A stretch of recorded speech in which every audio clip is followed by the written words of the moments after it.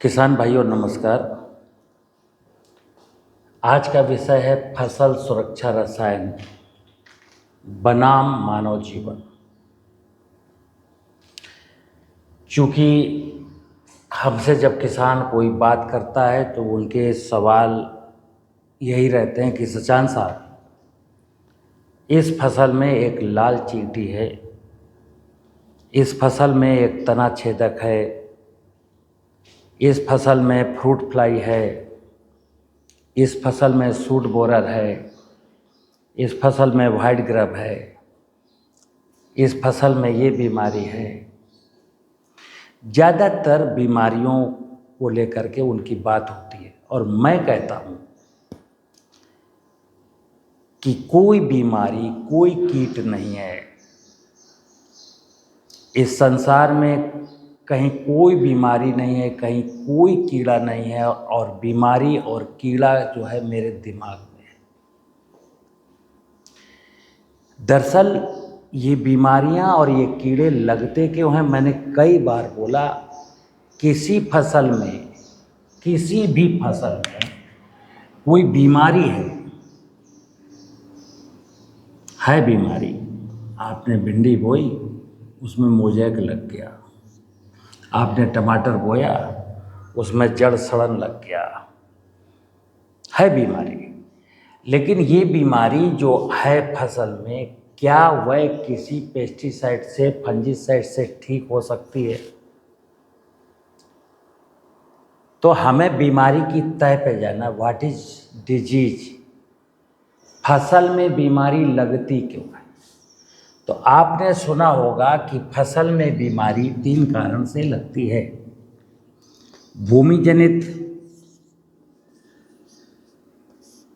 यानी जो बीमारी फैलाने वाला पैथोजन है वो भूमि में है। तो जब आप एक यहाँ दाना बोते हो बीज का और ये जर्मिनेट होता है,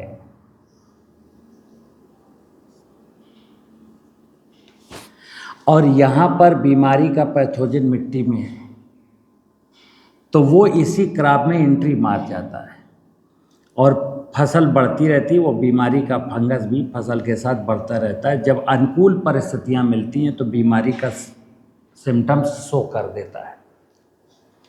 अब देखना, ये बीमारी जो सिस्टम में आ चुकी है, ये बीमारी आप बाहर से फंजीसाइड कितना भी डाल लें ठीक नहीं होगी। चंद दिनों के लिए, 4 दिन के लिए ऐसा लगता है रिलीफ मिल गया, फिर आती है, फिर स्प्रे मारो, फिर आती है, फिर स्प्रे मारो। पूरा फसल में आपको स्प्रे मारते मारते ही समय बीत जाता है। दूसरी बीमारी होती है बीज जनित। अब बीज जनित बीमारी क्या है? यदि किसी फसल में भूमि जनित बीमारी थी तो वो बीमारी इसमें जब फल लगेगा ना, जो बीज बनेगा ना, उस बीज में भी उसका पैथोजन चला जाएगा। इसको कहते हैं बीज जनित। दूसरी हवा जनित है। हवा जनित का मतलब है इस किसान के खेत में भूमि जनित बीमारी नहीं थी, लेकिन पड़ोस के खेत में भूमि जनित बीमारी थी, और लेटर स्टेज में जब यहाँ इस फसल में जब बीमारी आई तो इसके कोनिडिया यहाँ पके और हवा में उड़ के आए तो यहाँ डाल गए। इस बीमारी को, जो हवा जनित होती है, इस बीमारी को आप फंजीसाइड डालते हैं तो बहुत आराम से ठीक हो जाता है। लेकिन बीज जनित और भूमि जनित बीमारी जो है लाइलाज बीमारी होती है, ये ठीक नहीं होती, मैं तो ध्यान रखना। तो बीमारियों का ये कि बीमारी, जैसे मैं बोलता हूँ कि बीमारी जो आती है क्यों आती है, इसीलिए मैं कहता हूँ अगर ये भूमि जनित बीमारी, जो भूमि में कोई नेगेटिव पैथोजन है, तो इसको ख़त्म कौन करेगा?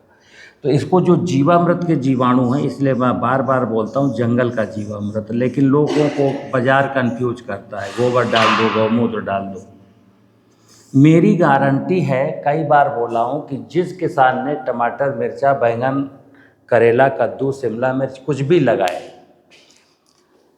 फसल बोने के 30 दिन पहले अगर वो अच्छी विधि से, बताई गई विधि से जीवामृत डाल देता है अपनी ज़मीन में नमी की दशा में, और 30 दिन तक नमी बनाए रखता है, उसके बाद फसल लगाता है, मेरी गारंटी है कि उस फसल में कोई भूमिजन्य बीमारी नहीं आएगी, क्योंकि इस जीवामृत में पाए जाने वाले असंख्य प्रकार के बेनिफिशियल माइक्रोब जो ज़मीन में नेगेटिव पैथोजन थे उसको वहीं कंट्रोल कर लेते हैं, तो भूमि जनित बीमारी नहीं आती।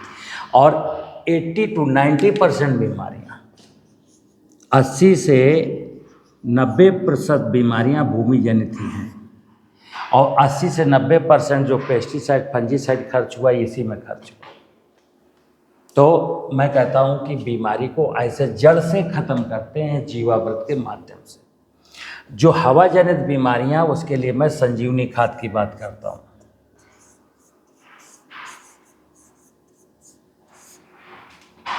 अब रही कीट। कीट क्या है साहब? कीड़ा लगा है।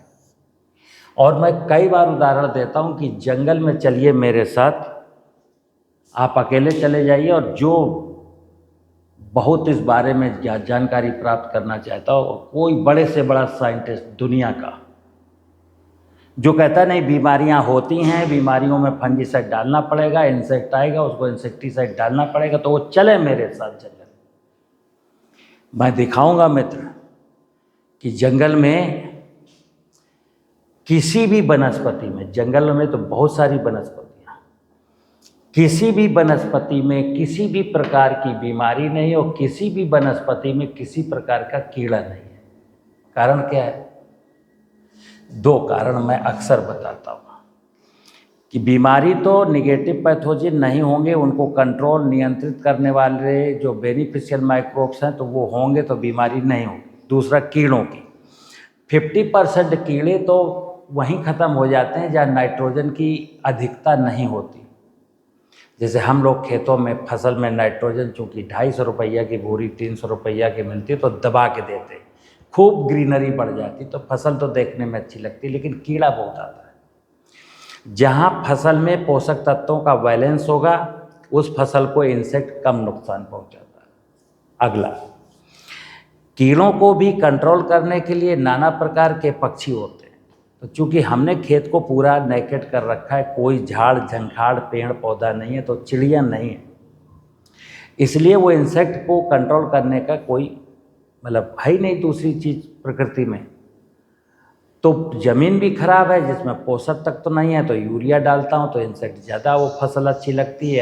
अगला, कोई चिड़िया भी नहीं। अब बायोडाइवर्सिटी का नष्ट हो जाना, ज़मीन का बंजर हो जाना, लोगों को तो मौज आ गई, मतलब किसान को तकलीफ हो गई, लेकिन किसान के साथ बिजनेस करने वालों को तो मौज आ गई कि चलो बढ़िया है, कीड़े की दवाई बिकती है, बीमारी की दवाई बिकती है। फिर किसान के जानवर पालना बंद कर दिया तो खरपतवार की दवाई बिकती है। मित्र, प्रश्न है मनुष्य के जीवन का। मनुष्य जब कोई फसल उगाता है तो उगाता है भोजन के लिए, एक हेल्दी आहार मिले। लेकिन मैंने कई बार बोला है कि अपना देश हिंदुस्तान में 8 लाख करोड़ रुपए का लमसम 8 लाख करोड़ का पेस्टिसाइड हम लोग यूज करते हैं, जो हमारे भोजन में जाता है, पानी में जाता है, वायु में जाता है, और हमारी श्वास और हमारे पानी हमारे भोजन के माध्यम से मेरे शरीर में पहुंचता है। तो ज़्यादातर लोग बीमार हैं। आज किसी से आप पूछ के दिखाना कि आपका स्वास्थ्य कैसा, तो कहेगा स्वास्थ्य तो लगभग ठीक है। जो हेल्दी व्यक्ति होगा वो कहेगा लगभग ठीक है, यानी बीमारी तो सब, और कुछ को तो बीमारी इस कदर है कि भाई साहब बहुत बुरी बुरी बीमारियां हो गई। सबसे ज़्यादा तो मेंटल बीमारी है। कहते हैं जैसा खाएगा अन्न वैसा बनेगा मन। अब मानसिक बीमारी इतनी ज़्यादा है कि इतने ज़्यादा हैवी लोग पहुंच रहे हैं, जो रसायन वो हमारे दिल दिमाग को ख़राब कर रहे हैं। तो हमारा जो दिमाग में जो केमिकल भर जाते हैं ना पेट के माध्यम से, जो मैं खाता हूँ उसी हिसाब से मेरा माइंड काम करता है। तो हमको तय करना है मित्र कि फसल सुरक्षा रसायन पूर्ण रूप से हमको बंद करने हैं, क्योंकि मानव सभ्यता के खिलाफ है। बंद कैसे करेंगे? तो 3 चीज़ें मैं बताता हूँ, जीवामृत, संजीवनी और क्या है, ह्यूमस। अक्सर मैं बोलता हूँ जो किसान अपनी ज़मीन में ह्यूमस बढ़ा लेगा, और ह्यूमस बढ़ाने के लिए वो कार्बनिक पदार्थ डालेगा और जीवामृत डालेगा, ह्यूमस का मतलब है कार्बनिक पदार्थ डाले जाएं और जीवामृत डाला जाए, और फिर संजीवनी के स्प्रे मारेगा। उसकी फसल में ना कोई कीड़ा लगेगा, ना कोई बीमारी लगेगी। लेकिन कभी कभी कुछ सज्जन कहते हैं साहब वो आ गया है हमारे यहाँ, जीवामृत डाला, संजीवनी भी डाला, तब भी एक कीड़ा आ गया।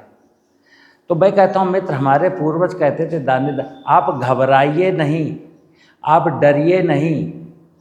देख लेना, आप डरें नहीं, घबराएं नहीं, बस 3 काम करें, ज़मीन में ह्यूमस बढ़ाएं, जीवामृत डालें, संजीवनी डालें और चद्दर तान के सो जाएं। वो चीज़ें तो प्रकृति में होंगी यार। और कई बार कोई कीड़ा नुकसान नहीं करता, लेकिन मैं जब कीड़े को देख लेता हूँ तो मेरा हार्ट अटैक होने लगा। मैंने जैसे ही कीड़ा देखा मुझे लगा अरे दुश्मन आ गया। मित्र, कई कीड़े दुश्मन नहीं होते हैं, वो हेल्पिंग हैंड होते हैं, लेकिन मुझको लगता है यार ये कीड़ा क्यों आ गया, और बस आप चले जाते हैं दवा लेने। दवाओं ने किसान को कर्ज में डुबोया है, और दवाओं ने आम इंसान को मर्ज में डुबोया है। मैं अक्सर बोलता हूँ किसान कर्ज से मुक्त हो और आम इंसान उपभोक्ता मर्ज से मुक्त हो। इस निमित्त के लिए सबको मिल कर के आगे बढ़ना है। अगर मिल कर के आगे बढ़ेंगे तो हमारे गांव, हमारे किसान, हमारे खेत और खलिहान मुस्कुराएंगे और सबके जीवन में खुशियाँ आएंगी, अन्यथा नहीं आएंगी। नमस्कार।